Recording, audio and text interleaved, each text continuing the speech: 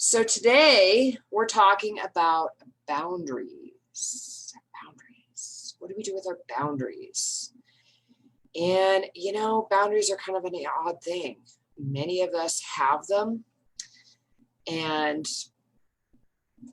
what do we do with them? Does anybody know what boundaries are? A common theme is they're an imaginary line that separates you from me. So what does that mean?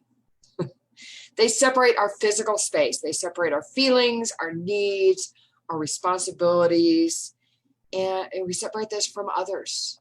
What does that mean when we separate that from other people? Most people say, oh yeah, I've got good boundaries. And then we think, well, do I have good boundaries? Boundaries are there to let other people know what's acceptable and what's not acceptable, how they can treat you. How many times have we had a conversation with someone or an interaction and we think, they're really not treating me well. And then maybe they violated those boundaries. We're going to talk about that. We're going to talk about how we can talk to people and how we can let them know what's acceptable and what's not acceptable. So again, I would love to hear from you guys. Thank you, TC and Collie, for joining me. And I hope that you, thank you, TC. I miss you. We're boundaries today. Talking about boundaries. What's up Wednesday? You know what? This is a whole new thing for me to do this Facebook Live. And a couple of my Toastmaster friends are watching right now. Thank you for that. I love your support and help. This has been a transition for me from Toastmasters to my coaching business, and how do I continue to grow that?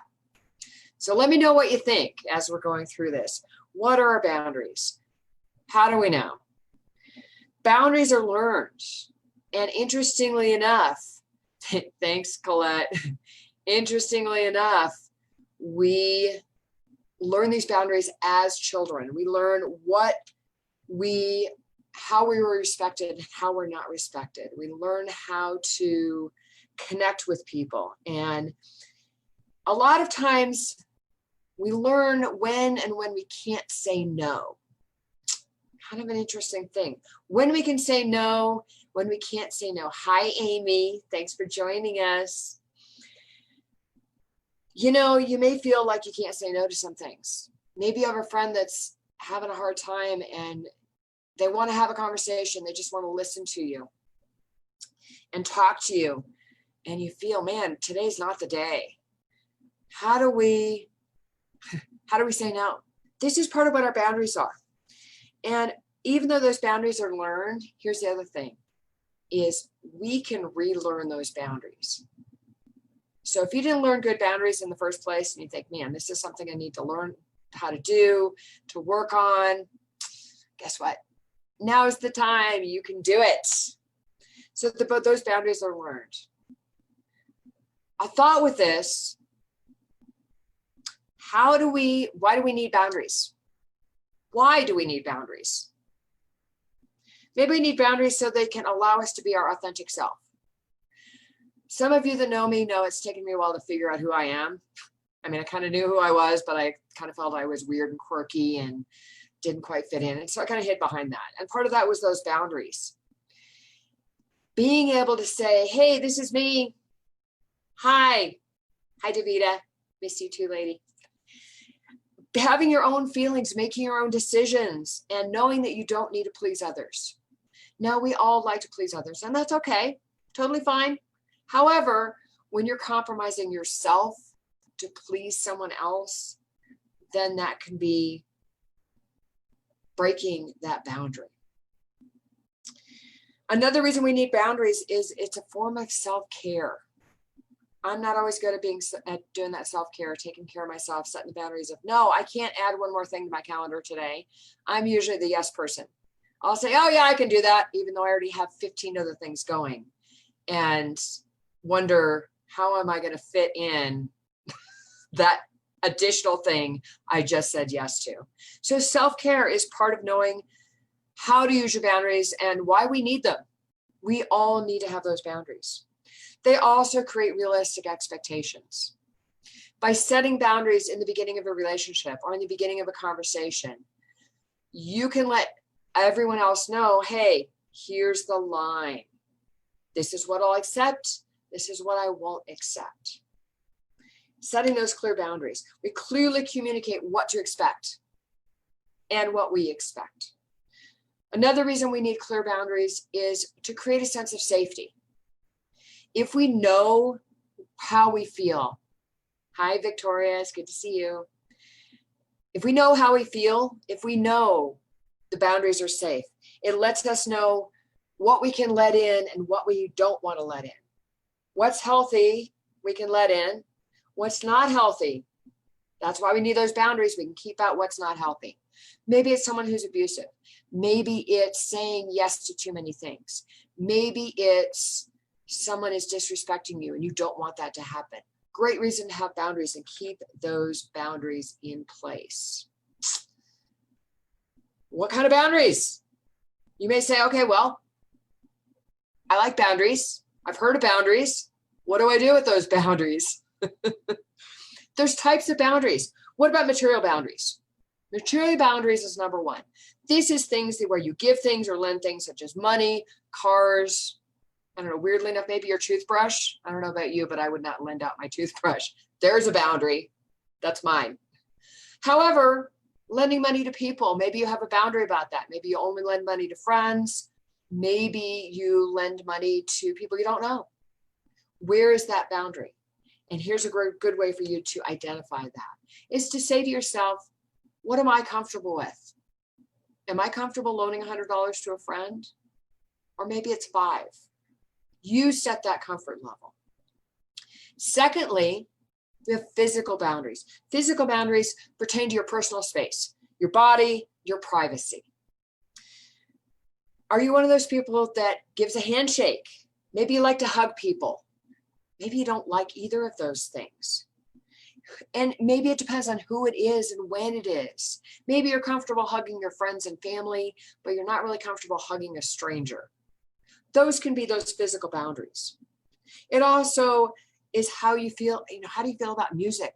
How do you feel about nudity? The nude word. How do you feel about locked doors? Do you like having your door locked?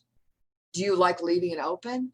Those are also physical boundaries. These are things that you can put into place to make yourself feel safe. We come back to why we need them, is that safety. And then setting those realistic expectations. Letting your friends know, hey, yeah, I'll loan you a little bit of money, but not too much. Thirdly, we have mental boundaries. Mental boundaries apply to your thoughts, your values, and your opinions. What do you think? Are you easily suggestible? Are you one of those people that leans one direction, maybe leans the other? Maybe you have an opinion, but you're not willing to state that opinion. With clear boundaries, you can let people know what you think in a respectful manner, of course. And you can also listen to their opinion.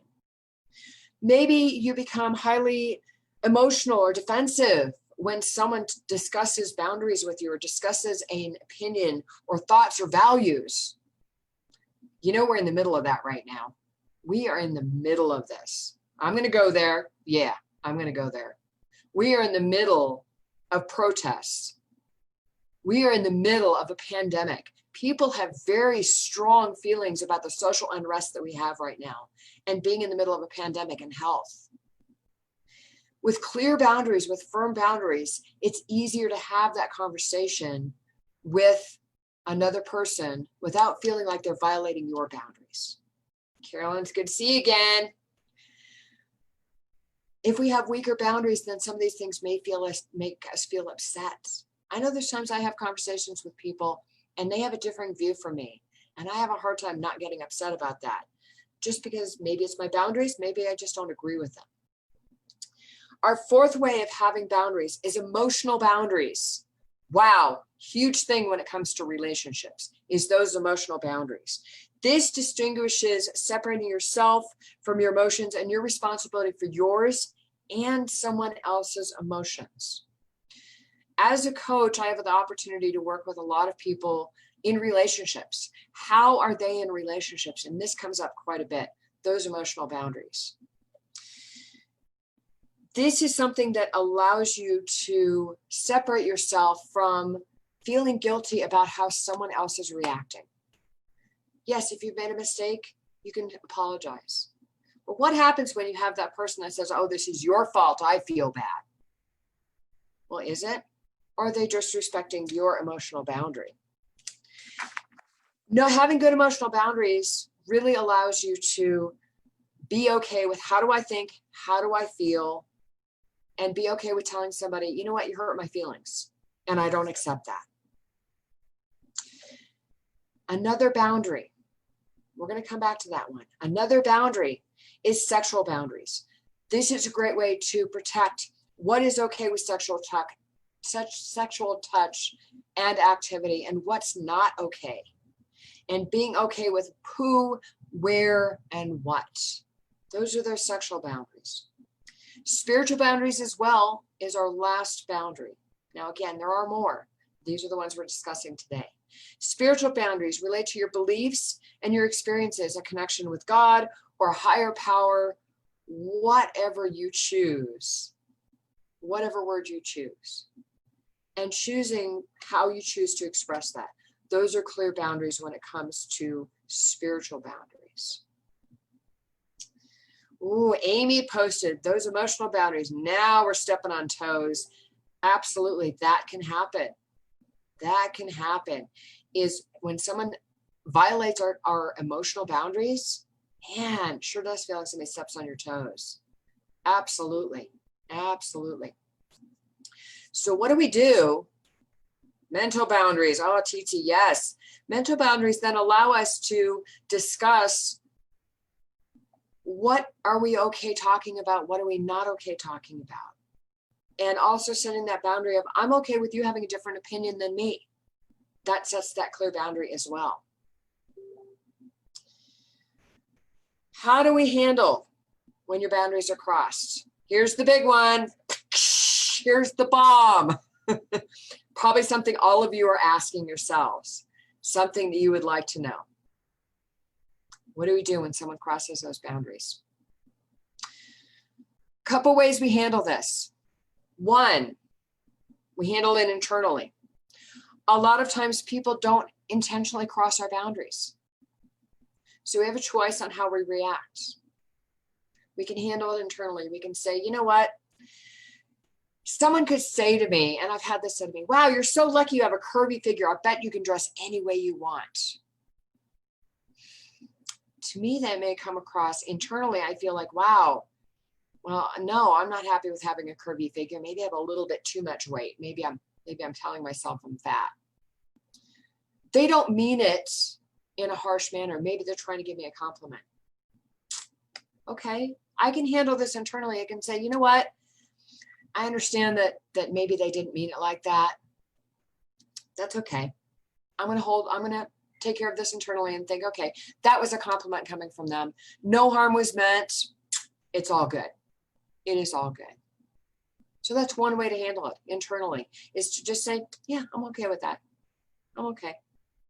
A second way is to state your boundary in a positive way. State what you want instead of what you don't want.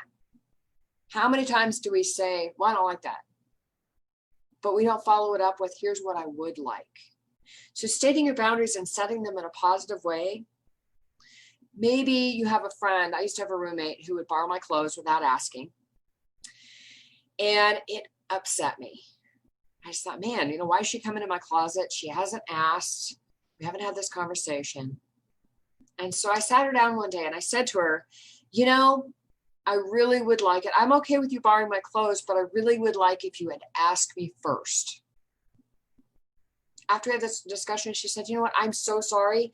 I did not realize that upset you. I will always ask before I borrow something. Problem solved. I set my boundary. I clearly stated that she had crossed a boundary, that she had done something I was not okay with. And then I told her what I was okay with. Here's what I would like you to do. I set that clear boundary. What a great way to maintain that friendship. Another way we can, another thing we can do when those boundaries are crossed is offer a way to move forward. Like I mentioned in that previous example, instead of saying to her, hey, don't ever borrow my clothes again, I'm really pissed that you did that. Hi, Ben, Wolverine is at the comic store. He's listening, though. He's at the comic store. So another way to move forward when we're talking about boundaries, and I have to laugh with Facebook. It's like, boundaries. Okay, are we talking? Are we moving on? It's all good. When we move forward is provide clear feedback on what's going on. That's right, Ben. Moving forward, provide clear feedback on what's okay with you, what's not okay with you. So in that previous example with my friend, I said, you know what? I'm okay with you borrowing my clothes. I'm not okay with you not asking. Please ask me first. A great way to resolve that conflict when the boundary has been crossed is to say, hey, here's where the boundary is. Hi, Hazel. Here's where the boundary is. Here's how we can move forward. It gives everyone an opportunity to be able to grow and move forward from that. Finally, if you're in a relationship or you're working with somebody who is crossing your boundaries again and again and again and again, and I know there's a few of you that are on here listening that may have experienced that. I know I have personally as well. I've had people in my past that continually cross my boundaries. And I told them, hey, that's not okay. Hey, I don't want you to do that. Hey, there's going to be consequences if you continue to cross my boundaries. Finally, when someone crosses your boundaries, maybe you need to reconsider the relationship. Reconsider how you show up with that person or that group of people. I have a client I'm currently working with who is in a toxic work environment. And for her boundaries are getting crossed on a daily basis. And even though she's standing up for herself and she's being strong, she's setting some clear boundaries, they're not being respected. I'm very proud of her, I have to say. She's made a choice. She said, you know what? I'm done with this employment, with this particular position. I'm going to find something else where it's a healthier environment and my boundaries are not being crossed. So using our boundaries, setting those boundaries, being able to identify what they are and then how to clearly set them. Powerful stuff today. Powerful stuff.